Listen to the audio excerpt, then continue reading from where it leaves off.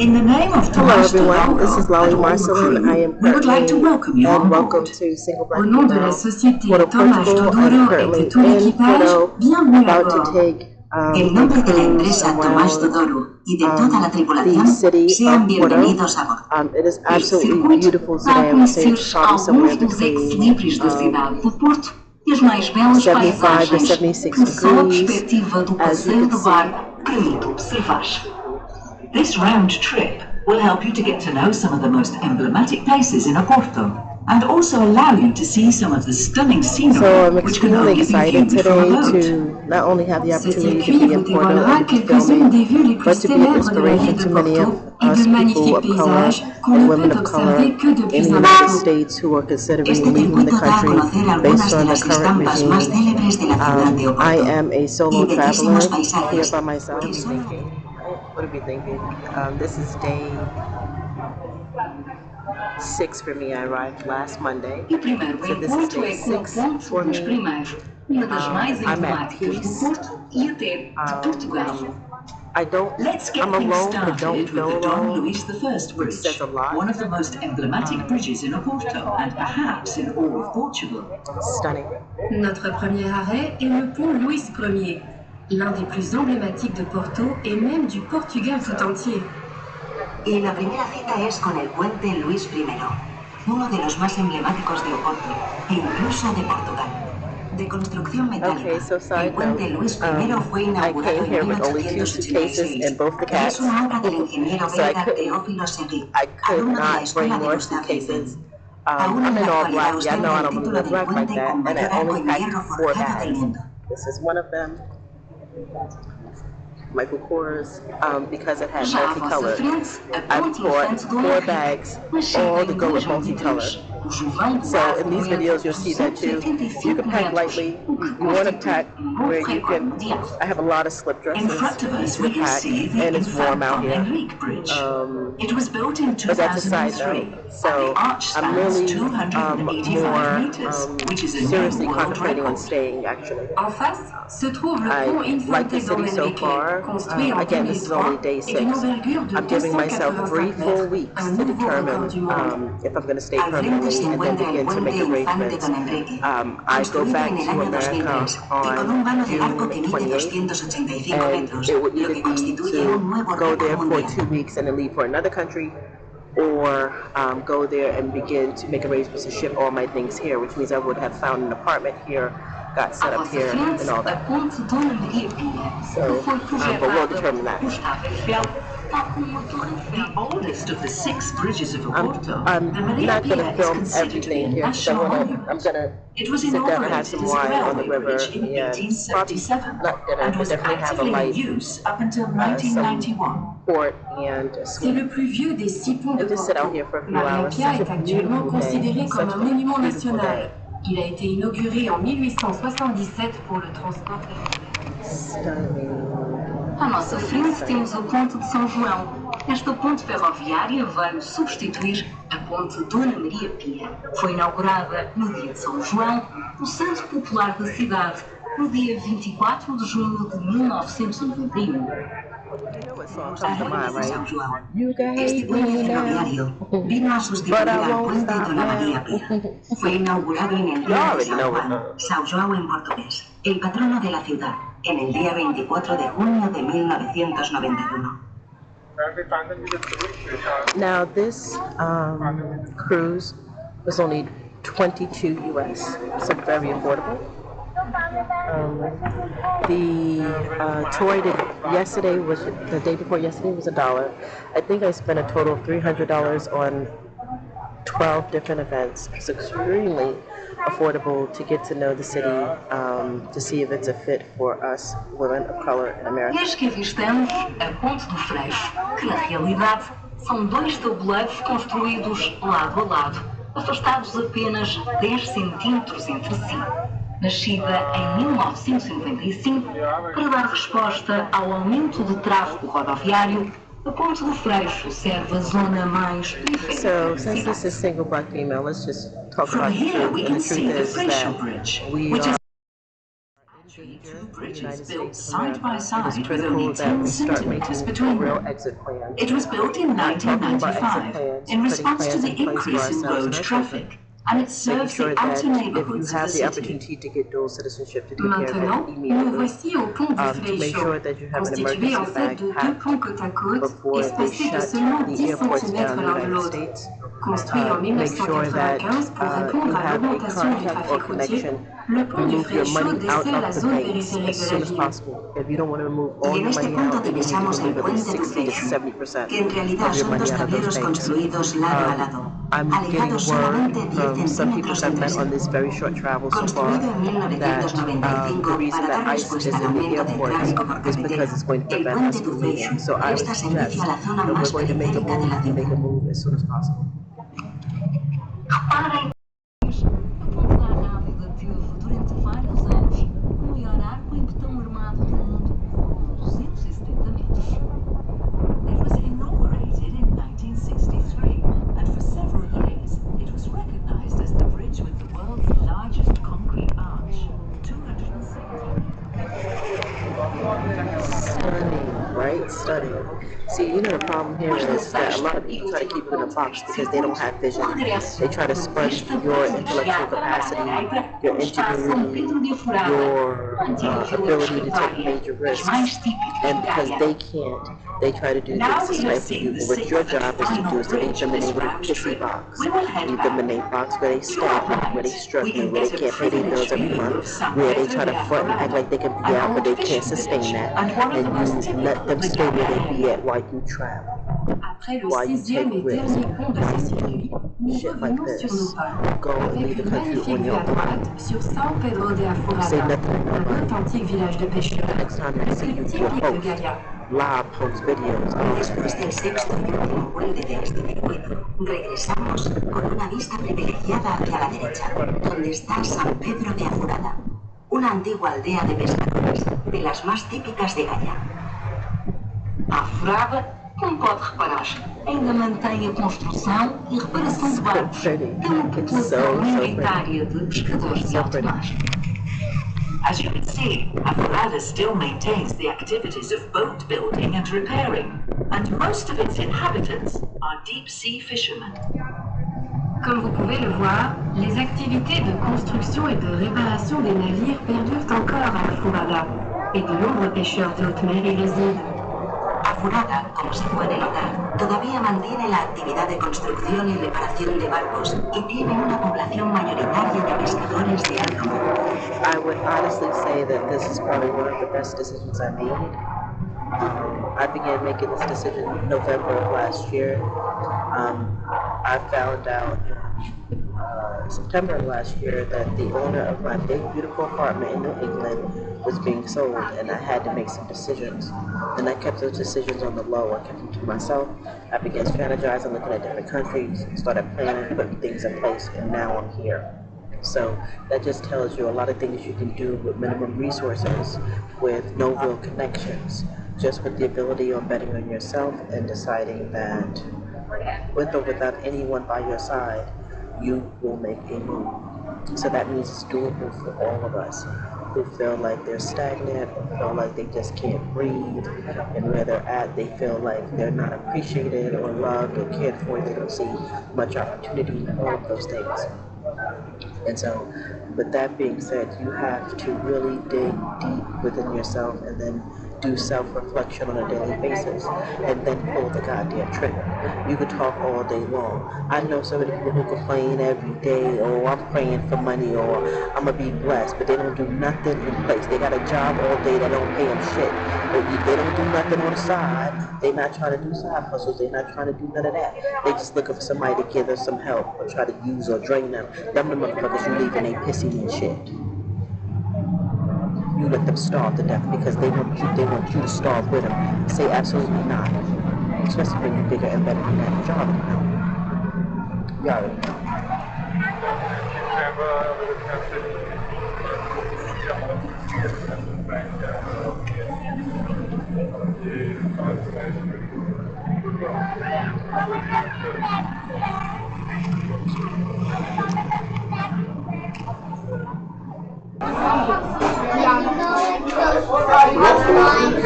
Hi, and welcome to our very first new episode of Single Black Female Porto, Portugal. I'm your host, Lollie Marcelin. So if you tune into my Single Black Female New England show, then you know pretty much what the show is about. And it's about women of color trying to find the right partner to date and what that dating experience is. So what's new is that I moved out of New England and I moved to Portugal. Porto, Portugal to be specific. And so I don't speak the language. I have no family or friends here. I am a solo traveler. I flew with my cats Juno and Jelly. And right now I'm downtown Porto where I'm staying at for 3 months while I look for an apartment in the city. With that being said, I've only been here for 6 days. I'm absolutely in love with the city. The feel, the environment, there is a little bit of grit to it, which is good, which is what I need. But I also feel like it's definitely where I'll be able to reinvent myself, which is what I want to do. So let's talk about it. I haven't seen a lot of people of color, though there are people, dark-skinned people like myself here. A lot of Africans are here, Cambodians, a lot of Caribbean Africans, Bajans, Jamaicans, Trinis, seen all of that. So it is an eclectic mix, a lot of Asians, very eclectic mix of people. So I'm excited to experience what that looks like, and I'm excited to date multicultural. For real, putting myself in a position to do that and putting myself in a very uncomfortable position that I'm used to. But I'm ready for that now. I'm ready for a change in my life. I'm ready to highly elevate both financially and emotionally and, of course, romantically. So I'm in this beautiful restaurant called Super Doc in Portugal.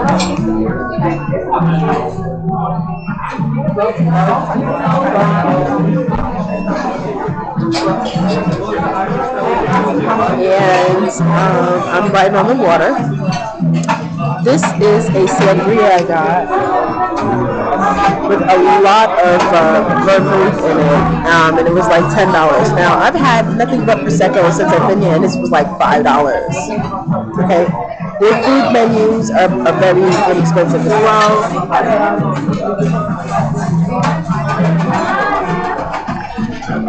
And I've gone grocery shopping since I've been here, and when I tell you that the food is affordable, I bought me 2 packs of chicken wings a week. Each pack had 8 wings in it, and I spent $3 per pack. I bought a pack of ground beef, which was a nice size pack, and it cost me $3. So meat is affordable. They don't have a real strong job market, but I'm a digital nomad, so I will be creating my sources online. I'm also was completing a digital media degree in New England, and I've decided to register for school next week here to complete that degree. It's a 13-month course. It'll also help me get a school visa while I'm figuring things out. So with that being said, I had some very bad dating experiences in New England over the last 4 years for the dates that I had. And the last 2 gentlemen that I let my guard down, one came from Cape Cod, one was out of Clinton. Both of them were dusties. There's no other way to put it. They were both broke and dusty and betraying themselves not to be that. Okay? Betraying themselves to be up and coming. Yes. Hi, can I have your soup of the day? And can I have your bread and olive? Okay, very good. Yes, thank you.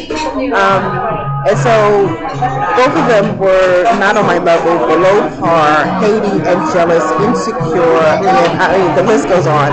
And so I dismissed them because that's what we should do. You cannot give leniency on lower standards for anybody.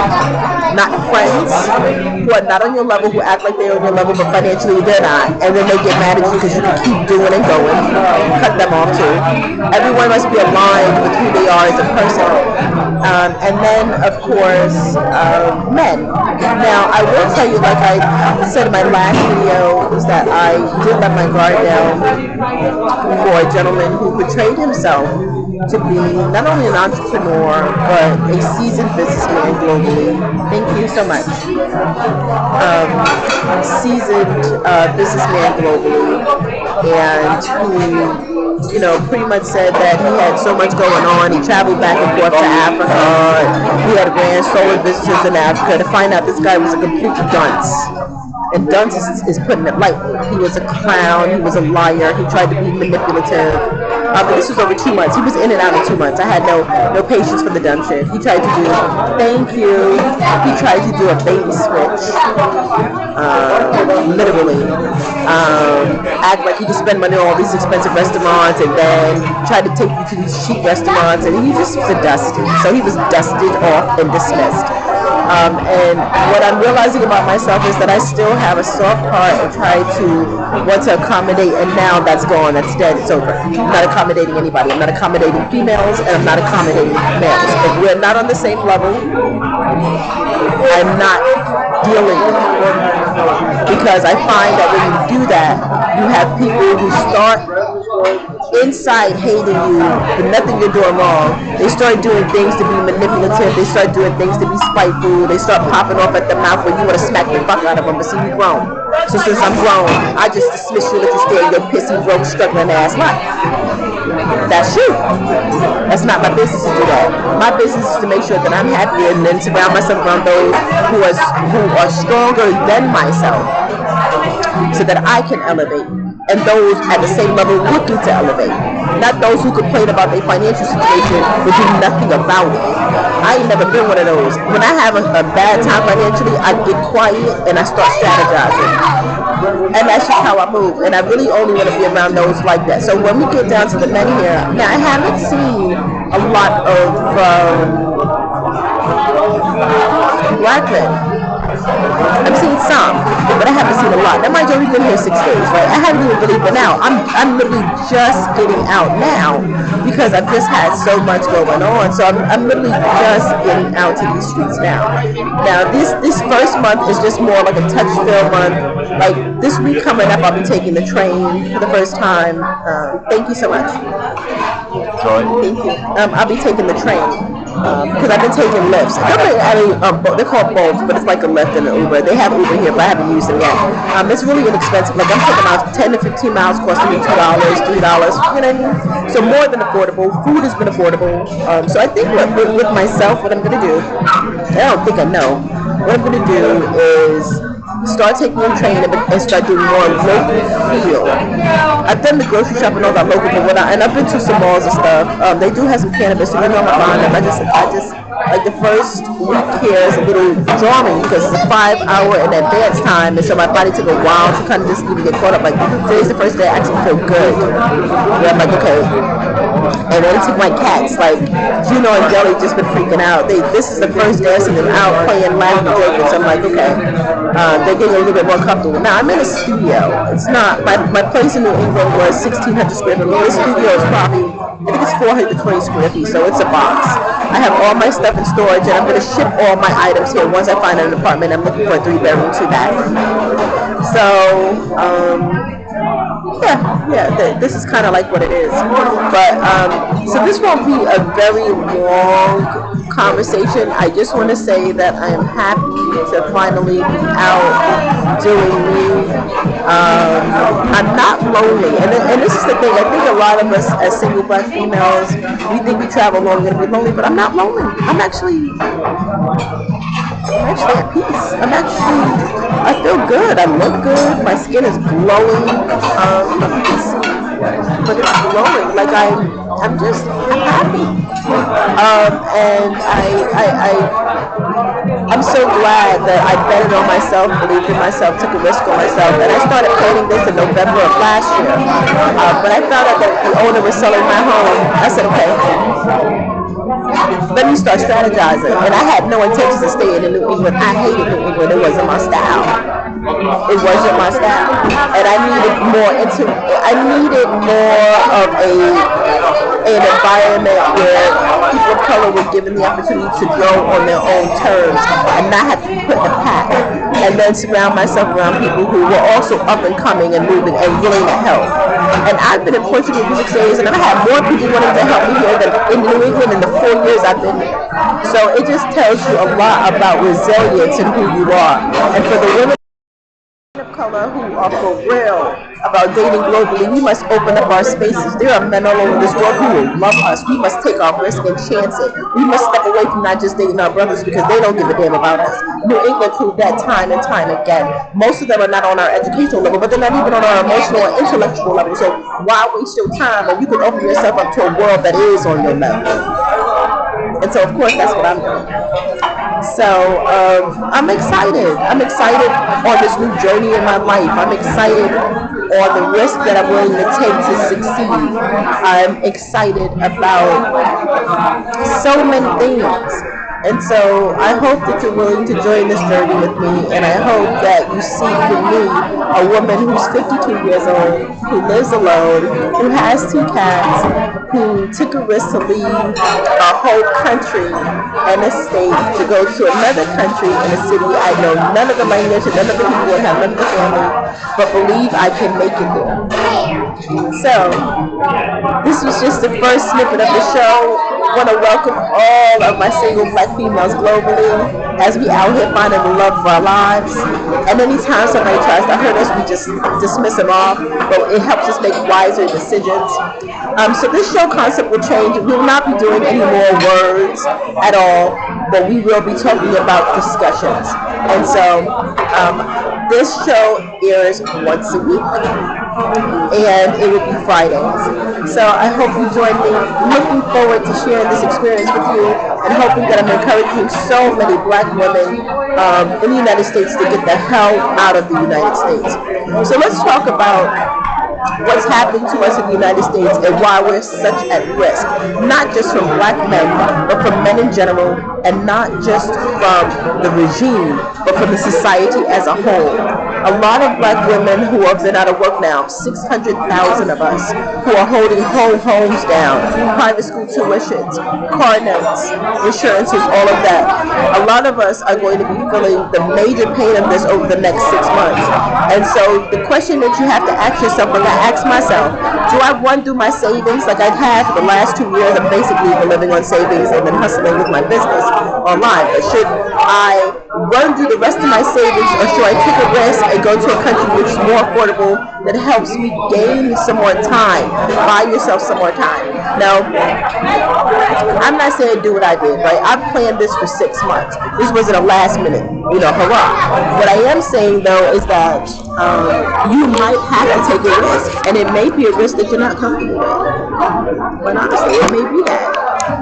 Because the way things are now, it's kind of like, I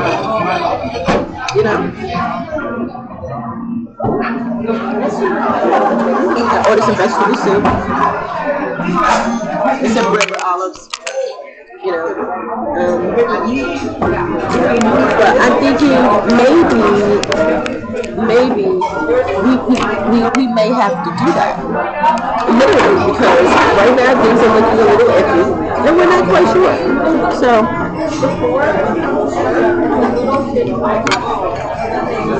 I'm not here to eat in your face. So anyway, join me next Friday as I talk about my second full week in Portugal. What it's like in the train systems, what it's like being around people that do not look or talk like me, and how I'm navigating this very exciting transition in my life. Until next time, bye.